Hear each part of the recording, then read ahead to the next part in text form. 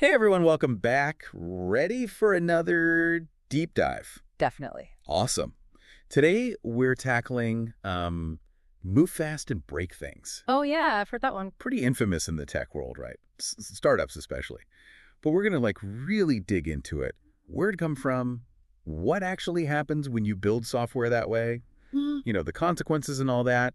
Yeah, the impact. And most importantly, I think, how do you actually make good software when speed is so important these days? Right.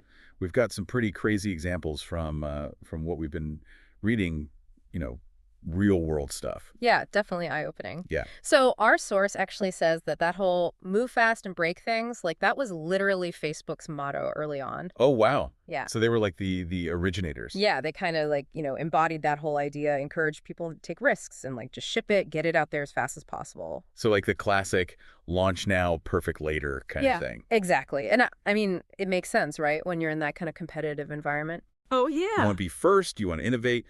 But the source kind of points out that maybe they didn't think too much about what would happen way down the line. Yeah. Like long term, what does that do to your code? Right. They talk about technical debt.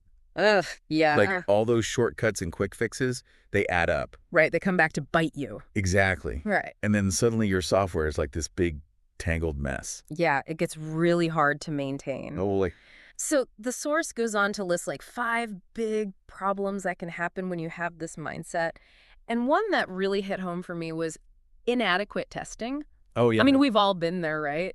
You're using an app and it's just buggy and glitchy. It's the worst. And it's like, come on, And it makes you wonder, did Oh. they even test this thing? Exactly. But then think about it, what if that buggy software is, controlling something important? Right. Like in a hospital or a plane or something. Yeah, that's when it gets really scary. Yeah, it's not just annoying anymore. Exactly. Lives are at stake. Okay, so another thing the source mentions is neglecting code reviews. Hmm.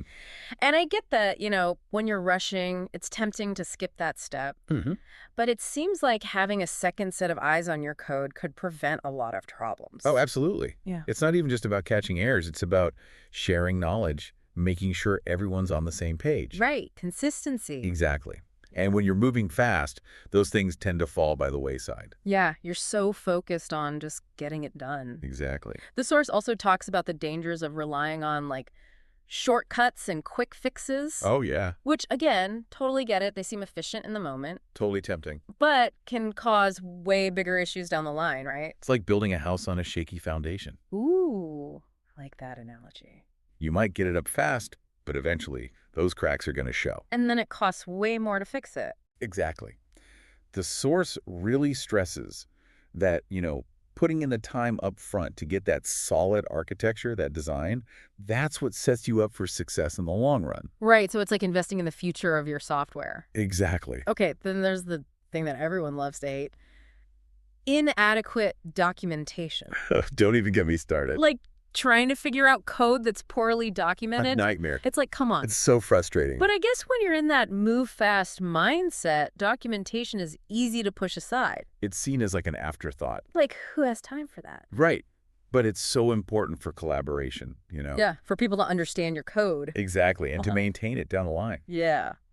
So we've got all these potential problems, but are we just talking hypotheticals here? I wish. The source actually gives some pretty scary real-world examples. Oh, yeah. Some cautionary tales. The first one they bring up is the Therac 25 incident. Oh, that's a tough one. I know, it was a radiation therapy machine, and there was a software bug that caused patients to get massive overdoses of radiation. It's a tragic reminder of what can happen when software fails. Especially in healthcare, right? Absolutely. Lives are literally on the line. Then there's the Knight Capital example. Oh, wow. Yeah. So this financial firm lost, get this, $460 million No way. in 45 You're minutes kidding. because of a software glitch. It's just mind-blowing how much damage a simple error can cause. And not just financial damage, right? Yeah. Their reputation, everything. And for an example that's maybe a little more relatable, the source talks about Zoom. Oh, yeah. Everyone was using Zoom. Right, they just exploded in popularity during the pandemic. Absolutely. But with that came, a wave of security Like problems. they're scrambling to keep up. Yeah, and they actually had to stop adding new features for 90 days Wow. just to fix the security issues. So even the big tech companies, they're not immune to this. Clearly. These examples are pretty sobering. Yeah, definitely makes you think. So it seems like finding that balance between speed and quality is like crucial. Absolutely. But how do we actually do that? That's the million-dollar question. Okay, so we've seen what can go wrong when you prioritize speed over quality.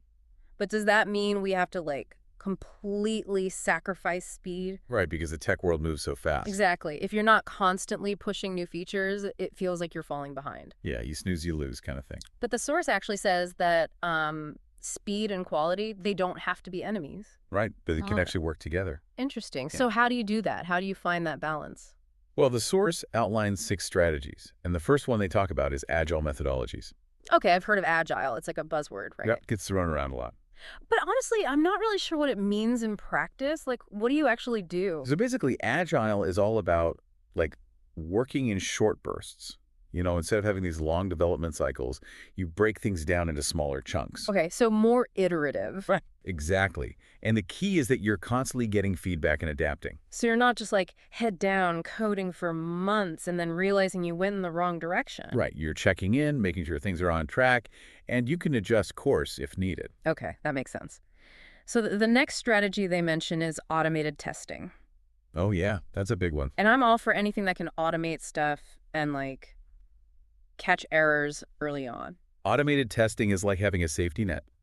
You write these tests that run every time you change the code. So you don't have to like manually test everything every time. Exactly. It saves so much time, and it helps you catch those bugs before they make it into the real world. Love that. Okay, so they also talk about prioritizing code reviews, which, as we discussed, it's not about being like super nitpicky. Right. It's not about criticizing each other's code. It's about like collaboration Exactly. It's about sharing knowledge, helping each other improve. and making sure the code base is consistent, right? Exactly. Okay, then they talk about investing in architecture and design.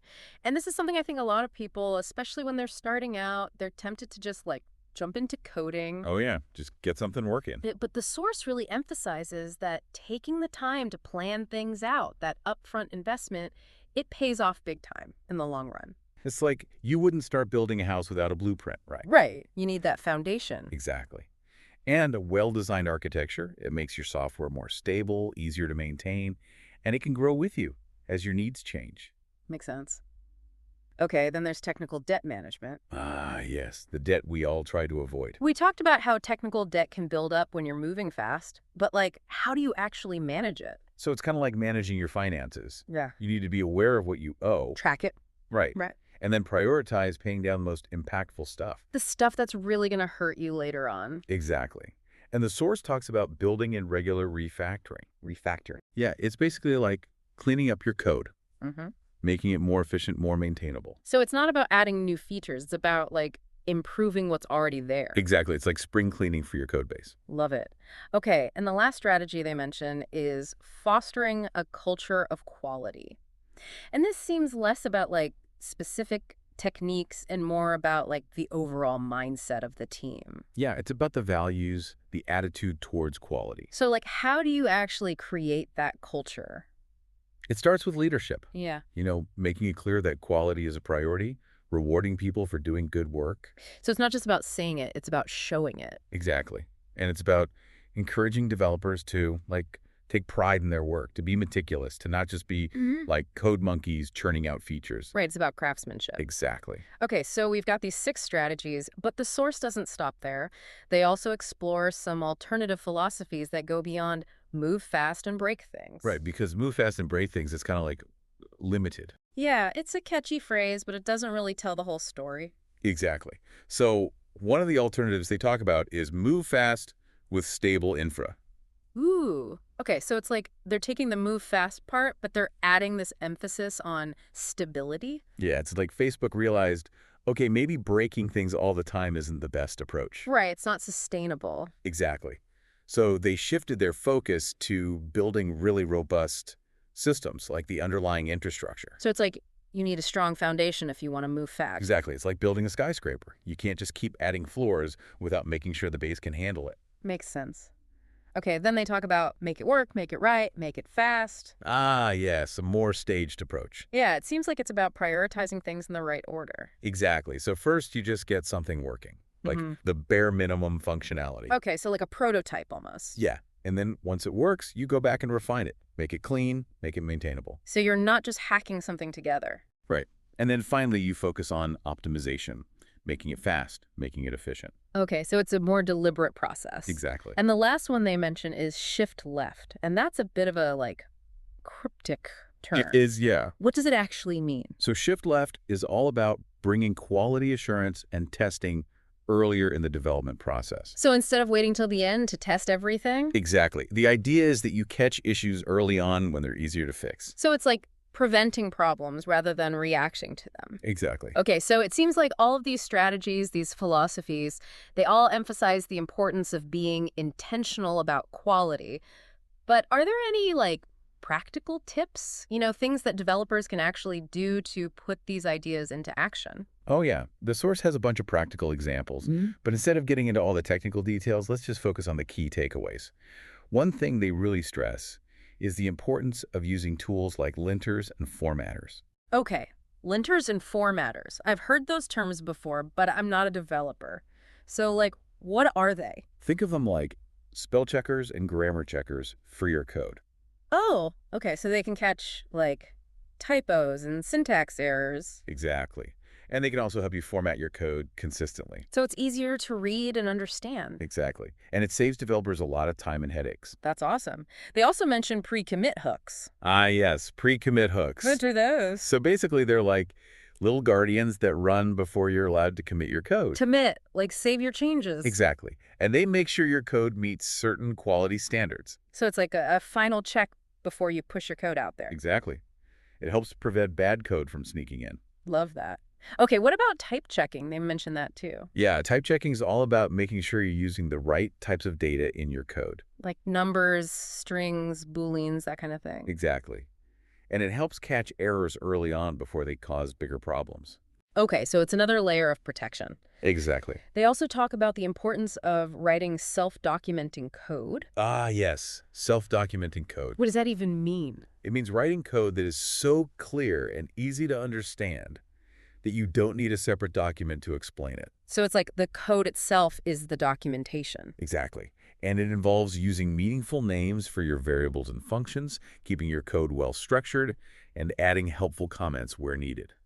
So it's like writing a good book. You want your code to be engaging and easy to follow. Exactly. Okay, and then there's test-driven development, or TDD. Oh yes, TDD. Can you explain that briefly? So with TDD, you actually write the tests before you write the code. Whoa, that's interesting. Yeah, it forces you to really think about what you're building and how it should behave. So you're not just like coding blindly. Right. And it ensures that your code is working as intended from the get-go. I like that. And the last practical tip they mention is regular refactoring. Ah, yes, we talked about that earlier. Can you remind us what that is and why it's important? So refactoring is basically like cleaning up your code and improving its design without changing what it does. So it's like making it more efficient, more maintainable. Exactly. And doing it regularly helps prevent your code base from becoming a big tangled mess. Okay, so we've covered a lot of ground here, from theoretical concepts to practical tips. But at the end of the day, like, why does all of this matter? That's a great question. And it's something we'll delve into in the final part of this deep dive. So we've talked about the downsides of move fast and break things, right? And we've looked at all these ways to balance speed and quality, even some like hands-on tips.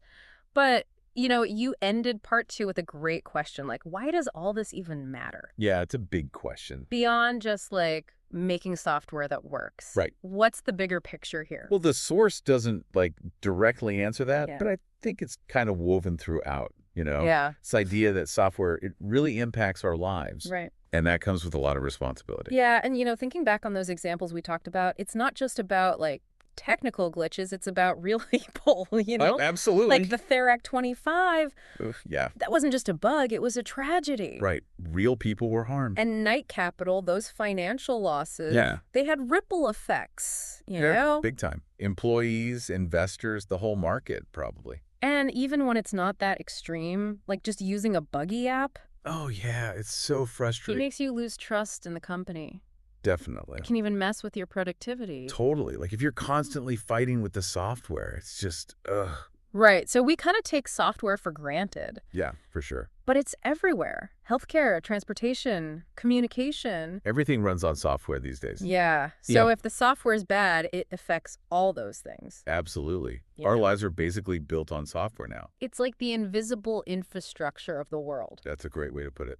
And just like we expect bridges and roads to be safe, Right. we should expect the same from our software. Exactly. So then that puts a lot of responsibility on the people who build it. Oh, yeah, for sure. It's not just about writing code. It's about, like, Yeah. understanding the impact that code can have. And making choices that, put quality and security first. And the user experience. Like, Sure. thinking about the people who are actually going to use this thing. Thinking about the consequences if it goes wrong. Yeah. It's about thinking long term, not just, like, what's right in front of you. Exactly. It's about the bigger picture. And it struck me, all these principles we've been talking about, they're not just for software. It's about Like planning, testing, working together, refining things. Mhm. That's how you build anything well. Absolutely.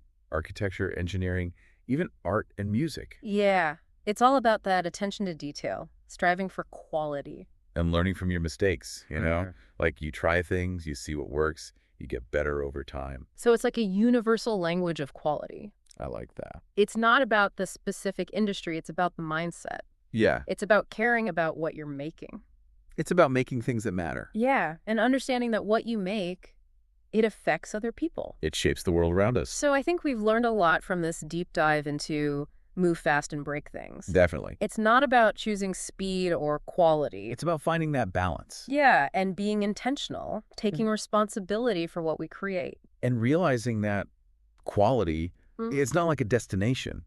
It's a journey. It's something you keep working at. Always learning, always improving. So to all our listeners out there, Yeah. think about the software you use every day. Yeah. Appreciate the work that went into it. And remember, you have a voice. Demand quality. To support companies that prioritize it. And tell developers to build software that's not just functional, but ethical, sustainable, human-centered. That's the future we want to see. Thanks for joining us on this deep dive. Yeah. Thanks, everyone. Until next time, stay curious.